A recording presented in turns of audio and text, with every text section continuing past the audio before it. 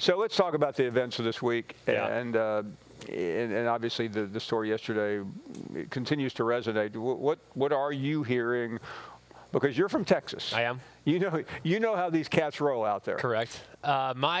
Based on what I've heard and the people I've talked to, is that it's something that's being heavily discussed in both Texas and Oklahoma's camp. Now, whether or not the interest is mutual, I think that there's nobody in the SEC's camp that's willing to go down that path right now.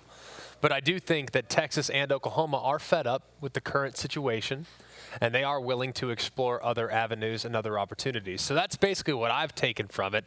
I've learned nothing, essentially, from the SEC side, which is probably a positive, frankly. But I do think that this is something that obviously has kind of blown up our week, and something that neither one of us could have foreseen coming as of about 24, maybe 26 hours ago, just yesterday. I think you do have to look at the semantics, Paul, and have the understanding of when this first came out. It was that those two schools had sought out if there was going to be any interest. And then past that, kind of the road that Greg's going down of, well, what else could have been accomplished with this? Easily, number one, you set the standard of we are not happy where we are, and then maybe even you open it up to other entities of, guess what, we might be available. So I would be a little bit wary of what actually might be taking place and maybe some of the other messaging that was going on subliminally behind the scenes. Let's say it happens. Yeah. What does it mean? I mean, what's it going to be like with those two in this league? Well, I grew up with Texas and Oklahoma. I mean, I credit that game, that rivalry, the Red River Shootout, Red River Rivalry, whatever we call it now. I credit that game for my love for college football. I went with my dad every single year to the Cotton Bowl, and that was my indoctrination to the sport that we now cover and love. So I have always felt a certain level of appreciation for those two programs, because I've always felt as though when I was 10 years old, I wouldn't be the college football diehard that I am if it weren't for those two programs. I, for one, already think that the SEC is the strongest college football conference in America. I don't think that necessarily needs to be discussed. I'm not sure it's really all that close, to be honest with you, when you look at the depth and quality and the brands that are already occupying this footprint. But I think when you get the opportunity to add two brands like that, and you look at the bigger picture, say you want to rank the top 15 brands in college football, 1 through 15, if those two programs become a part of the SEC has no worse than the top 7 brands in college football. And that's pretty remarkable when you really think about it. So I think that the SEC is in a position of great strength. They don't need Texas and Oklahoma. But if Texas and Oklahoma were to show some level of interest, then it would be worth listening to, because I think they could strengthen the brands and strengthen the power of the conference and the depth of the conference. Let's be real, Paul. There are not many teams around the nation that if you took the top third of the SEC annually and you added another team to that, it would actually raise the bar of the level of play. I think right now with what Oklahoma is, there's the potential that they could do that. We've seen Texas be that before. They're not that right now. And I agree with Greg. Not a need to have, definitely a nice to have. First thing that came to my mind would be inventory. You mentioned some of the rivalries that would immediately be there, some of the other rivalries that you could potentially revisit. We know what those are. Whether one side wants them or not, you essentially would be able to have that to offer. So there's a lot of it to be excited about. There's a lot of it that maybe could be dangerous for the long-term future of college football, college athletics. Don't know all the answers to those things, but it's definitely fun to talk about. I do think this, though, Paul. If Texas and Oklahoma were to find their way into the SEC, and I don't know what the time frame, I don't know the logistics, I'm not really sure I know if this is a reasonable story, but I do know that if they did, it would be over in regards to college football. Over.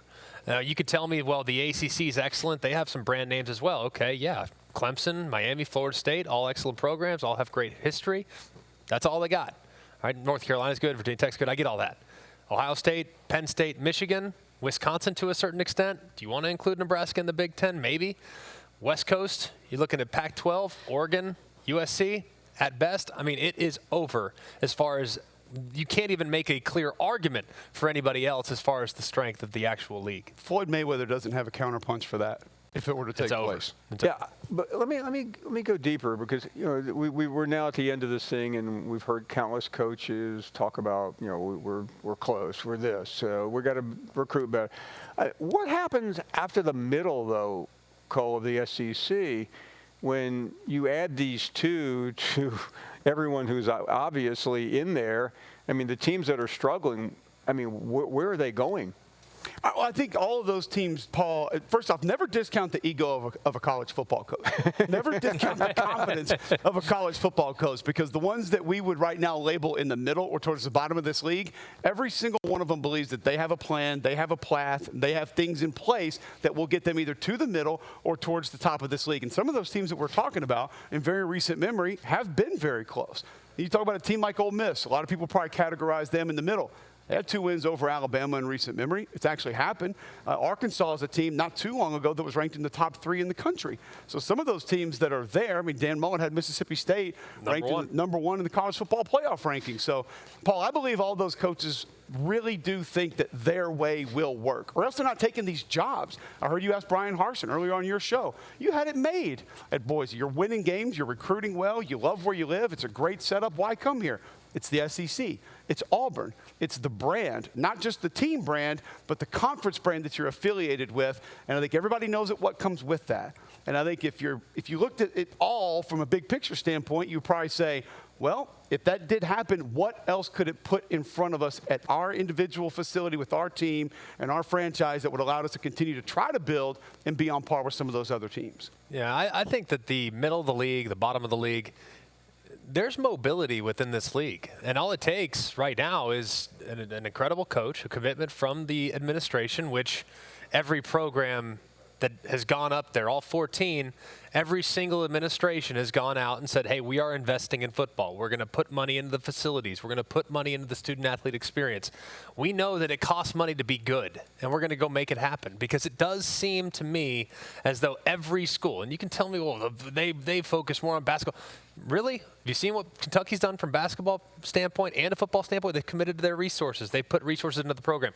All these programs, there's upward mobility now. Thanks for watching ESPN on YouTube. For live streaming sports and premium content, subscribe to ESPN+.